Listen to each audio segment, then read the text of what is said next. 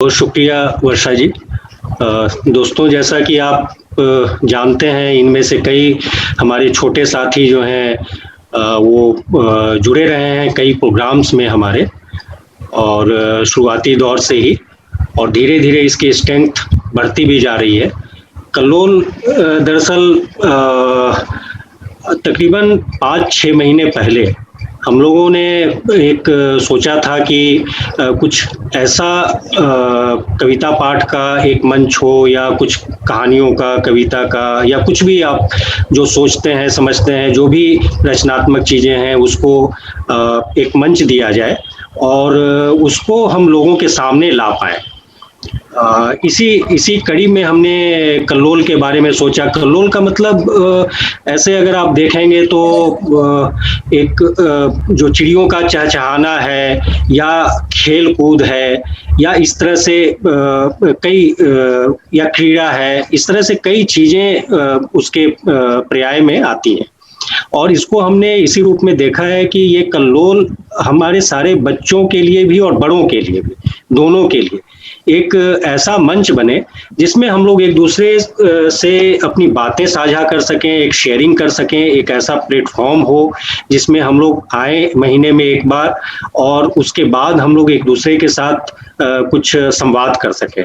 और निश्चित तौर पे आज जो ये घड़ी हम लोगों के साथ जिस तरह की चल रही है पिछले ख़ास करके 1 डेढ़ साल से बिल्कुल ही पूरे समाज में एक किस्म से ठहराव है, जिसको बच्चे और बड़े दोनों एक तरह से महसूस कर रहे हैं और बच्चे तो शायद बहुत ज़्यादा महसूस कर रहे हैं।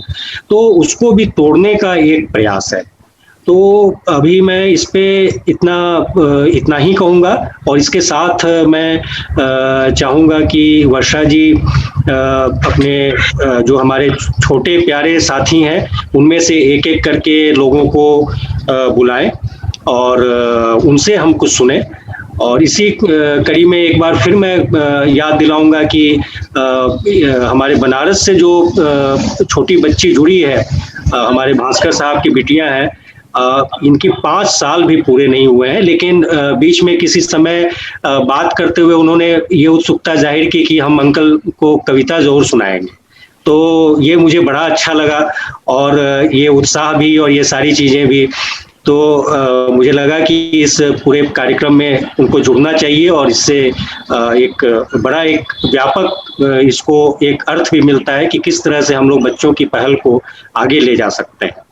और बस अभी इतना ही है और एक छोटा-सा और संक्षिप्त परिचय मैं यहाँ पे जो हमारे साथी हैं ख़ास करके जो अभी इस बार जुड़े हैं, मनीष हैं और भास्कर साहब हैं, इन दोनों के बारे में मैं थोड़ा-थोड़ा मैं बता दूँ। भास्कर जो हैं वो एक न केवल एक लेखक पत्रकार हैं और संस्कृति कर्मी हैं, बनारस में रह कर के बनारस को वो एक तरह से जीते हैं। जो बनारस की संस्कृति है और उसके साथ बहुत सारा जो साहित्य जुड़ा हुआ है, उसके साथ जो कला जुड़ी हुई है, संस्कृति जुड़ी हुई है, उसको जीते भी हैं, उसको लिखते भी हैं। और आज ही उन्होंने नज़ीर बनारसी जो प्रख्यात शायर थे, उनके बारे में उन्होंने एक आलेख लिखा है।